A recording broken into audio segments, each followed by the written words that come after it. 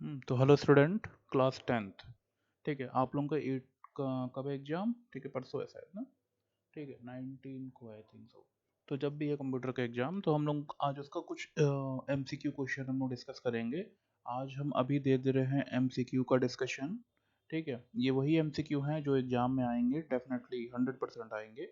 और इसके बाद अति लघु उत्तरी और लघु उत्तरी का जो डिस्कशन है वो हम कल देंगे मॉर्निंग में। अति लघु का दे देंगे, लघु उत्तरी विस्तृत का दोपहर में देंगे। ठीक है ना। तो परसों आपका एग्जाम है, चलो फिर स्टार्ट करते हैं इसको। ठीक है। और ये है कि वीडियो को पहले सब्सक्राइब करना है, पहले सब्सक्राइब करना है, देन वीडियो देखना है। मैं कोई वीडियो नहीं देने वाला हूँ नहीं तो। ठीक है, पहले सब्सक्राइब करना है। ठीक है, देन उसके बाद लाइक करना है, और उसके बाद वीडियो देखना है। वीडियो को 2-3 बार अच्छे से देखोगे, ठीक है, सब प्रिपेयर हो जाएगा। बहुत अच्छी वीडियो बना के दे रहा हूँ मैं। ठीक है, इसके बाद जो बाकी के क्वेश्चन के वीडियो हैं वो भी बहुत अच्छे हैं। और इसके बाद इसी ये अभी हमने स्टार्ट कर दिया ना, अब इस पर रोज वीडियो आएंगे, मैथ के, साइंस के, डिफरेंट हर सब्जेक्ट के आएंगे। ठीक है ना। तो उसको आप पढ़ते रहोगे, आपका बोर्ड का एग्जाम के लिए भी बहुत वो बेनिफिशियल रहेगा। ठीक है, तो स्टार्ट करते हैं हम लोग। ठीक है, सबसे पहले एमसीक्यू पे चलते हैं। ठीक है, तो देखो यहाँ पे क्या है कि सबसे फर्स्ट है वो विकल्पी में, निम्न में से कौन सा भाषा अनुवादक की श्रेणी में आते हैं। ठीक है ना। तो असेंबलर ये एक भाषा अनुवादक है, लैंग्वेज ट्रांसलेटर है असेंबलर। कंपाइलर भी लैंग्वेज ट्रांसलेटर है, और इंटरप्रेटर भी लैंग्वेज ट्रांसलेटर है। तो इसमें ये ऑप्शन हो जाएगा, ये सभी भाषा अनुवादक, ये सभी लैंग्वेज ट्रांसलेटर है। ठीक है ना। फिर से सुन लो, निम्नलिखित में से कौन सा भाषा अनुवादक की श्रेणी में आते हैं। ठीक है, तो कंपाइलर, असेंबलर और इंटरप्रेटर, ये तीनों ही लैंग्वेज ट्रांसलेटर है। नेक्स्ट है क्वेश्चन, पाम टॉप किस प्रकार का कंप्यूटर है? तो पाम टॉप वो कंप्यूटर होता है जो बिल्कुल मोबाइल के आकार का होता है, वो उसे हम बोलते हैं पाम टॉप। तो पाम टॉप क्या है? Micro computer. मिनी पे कोई निशान नहीं लगाएगा, मिनी नहीं है, सुपर नहीं है, मेन फ्रेम नहीं है। पाम टॉप एक माइक्रो कंप्यूटर होता है, बिल्कुल छोटा सा लैपटॉप के आकार का होता है। ठीक है, निम्न में से कौन सा मॉनिटर का प्रकार नहीं है? ठीक है, तो देखो टीएफटी एक मॉनिटर होता है, एलसीडी एक मॉनिटर होता है। ठीक है ना। थ्री डी भी मॉनिटर होता है। ठीक है, टीएफटी भी मॉनिटर है, एलसीडी भी मॉनिटर है, और थ्री डी भी मॉनिटर है। कौन सा नहीं है? ये एएलयू, अर्थमेटिकल लॉजिकल यूनिट। ठीक है ना, ये मॉनिटर नहीं है, एएलयू मॉनिटर नहीं है। ठीक है। किस पीढ़ी के कंप्यूटर में स्टोरेज डिवाइस के रूप में ऑप्टिकल डिस्क का प्रयोग किया जाता है? ध्यान से सुनो फिर से क्वेश्चन को, किस पीढ़ी के कंप्यूटर में स्टोरेज डिवाइस के रूप में ऑप्टिकल डिस्क का प्रयोग करते हैं हम लोग? ठीक है ना। प्रथम पीढ़ी में, पंचम पीढ़ी में, चतुर्थ पीढ़ी में, तृतीय पीढ़ी में। ऑप्टिकल डिवाइस का मतलब सीडी का प्रयोग, तो सीडी का प्रयोग हम लोग किसमें करते हैं? चतुर्थ पीढ़ी के कंप्यूटर में। तो जो चतुर्थ पीढ़ी के कंप्यूटर है उसमें हम लोग किसका प्रयोग करते हैं?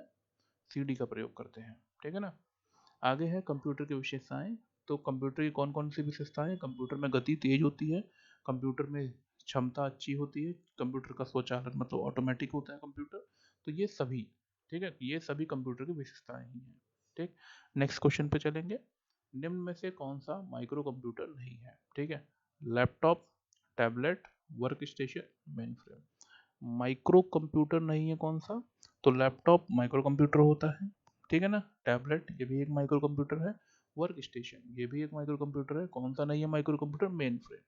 ये मेन फ्रेम माइक्रो कंप्यूटर नहीं होता है। ठीक है, आगे चलेंगे। एनालॉग तथा डिजिटल कंप्यूटर का संयोजक है। ठीक है ना। एनालॉग तथा डिजिटल कंप्यूटर का संयोजक है कौन सा? एनालॉग और डिजिटल कंप्यूटर का संयोजक होता है हाइब्रिड कंप्यूटर। ठीक है ना। हाइब्रिड कंप्यूटर एनालॉग और डिजिटल दोनों का संयोजक होता है। ठीक है ना। अब देखो, एनालॉग में मिनी कंप्यूटर डिजिटल होते हैं, सुपर कंप्यूटर भी पूर्णतः डिजिटल होते हैं, मेन फ्रेम कंप्यूटर भी पूर्णतः डिजिटल होते हैं। सिर्फ हाइब्रिड कंप्यूटर है जो डिजिटल और एनालॉग दोनों मिला के बनता है। आगे हम लोग क्वेश्चन देखेंगे, सीपीयू के प्रमुख अवयव कौन कौन से हैं? ठीक है, तो सीपीयू के दो अवयव हैं, हम तुमको बताएं, एएलयू और सीयू। ठीक है, तो ये है ए और बी दोनों। ठीक है, ए और बी दोनों। एएलयू मतलब अर्थमेटिकल लॉजिकल यूनिट, सीयू मतलब कंट्रोल यूनिट। ठीक। आगे हम देखेंगे, कंप्यूटर के संपूर्ण क्रियाकलापों पर नजर कौन रखता है? सीपीयू, एएलयू, सीयू या एमयू? ठीक है, तो सीपीयू रखता है। ठीक है ना। ये एमयू तो मेमोरी यूनिट है, इसका काम है डेटा को स्टोर करना। सीयू का काम है कंट्रोल करना, एएलयू का काम है अर्थमेटिकल लॉजिकल यूनिट को परफॉर्म करना। तो कौन रखता है? सीपीयू। ठीक है ना। कंप्यूटर से प्राप्त परिणामों को सॉफ्ट कॉपी के रूप में कौन दिखाता है? ठीक है, यहाँ पे कौन हो गया है, इसे लिखेंगे कौन। ठीक है ना। तो कंप्यूटर से जो हमें परिणाम प्राप्त होते हैं उसको सॉफ्ट कॉपी के रूप में कौन दिखाता है? स्कैनर नहीं दिखाता। ठीक है ना। स्कैनर का काम कोई भी आउटपुट देना नहीं होता है, प्लॉटर का काम आउटपुट देना होता है लेकिन ये हार्ड कॉपी देता है, प्रिंटर का काम भी आउटपुट देना होता है लेकिन यह भी हार्ड कॉपी देता है, मॉनिटर का काम भी आउटपुट देना होता है लेकिन ये सॉफ्ट कॉपी देता है। तो आंसर हो जाएगा ए।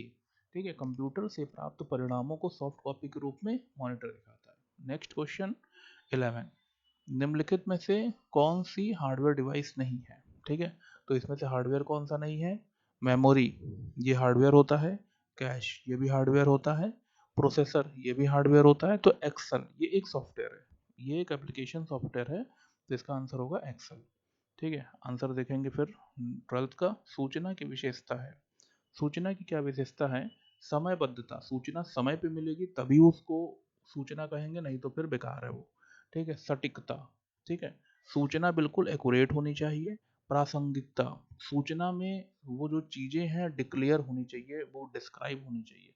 मतलब ये तीनों ही सूचना की विशेषता है, तो इसका ये आंसर हो जाएगा ये सभी। सिग्नल किसे कहते हैं? सॉरी, सिग्नल कितने प्रकार के होते हैं? ठीक है, तो सिग्नल दो प्रकार के होते हैं। ठीक है ना, आगे चलेंगे। फाइल्स स्थानांतरण किस प्रकार का फंक्शन है?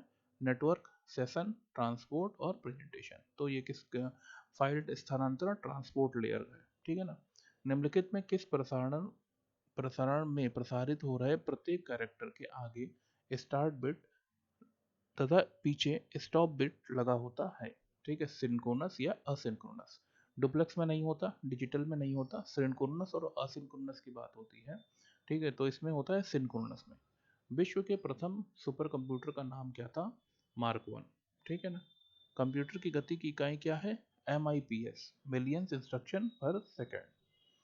पंच कार्ड का प्रयोग किस लिए किया जाता था? तो पंच कार्ड का प्रयोग डाटा को स्टोर करने के लिए किया जाता। पंच कार्ड का प्रयोग डाटा को स्टोर करने के लिए किया जाता था।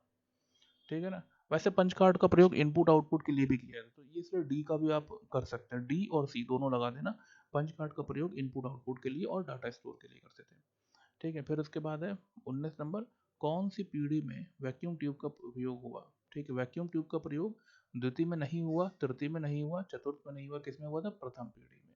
नेक्स्ट क्वेश्चन है, डेस्कटॉप किस श्रेणी में आते हैं? तो डेस्कटॉप मिनी में नहीं आते, मेन फ्रेम में नहीं आते, सुपर में नहीं आते, डेस्कटॉप किस में आते हैं? माइक्रो कंप्यूटर में। डेस्कटॉप किस में आते हैं? माइक्रो कंप्यूटर में। ठीक है ना। तो ये हो गए आपके बहुविकल्पी प्रश्न के आंसर। इस वीडियो को 3 से 4 बार आप देखेंगे, प्रति व्यक्ति इस वीडियो को 3 से 4 बार देखेगा।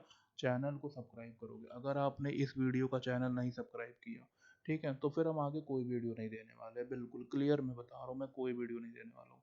ठीक है ना। तो इसको सब्सक्राइब करोगे देन मैं अति लोगों और बाकी का मैं दूंगा, नहीं तो नहीं दूंगा। ठीक है ना। तो इसको ढंग से पढ़ लोगे, अच्छे से पढ़ लोगे, क्लियर हो जाएगा आपको सब कुछ। ठीक है ना। कल का परसों का पेपर अच्छा होगा। ठीक है, तो चलो आज के लिए इतना ही रखते हैं। ठीक है, काफ़ी रात हो गई है, फिर कल मिलते हैं सुबह में, मैं वीडियो डालता हूँ। ओके चलो, तब तक के लिए बाय बाय, गुड नाइट।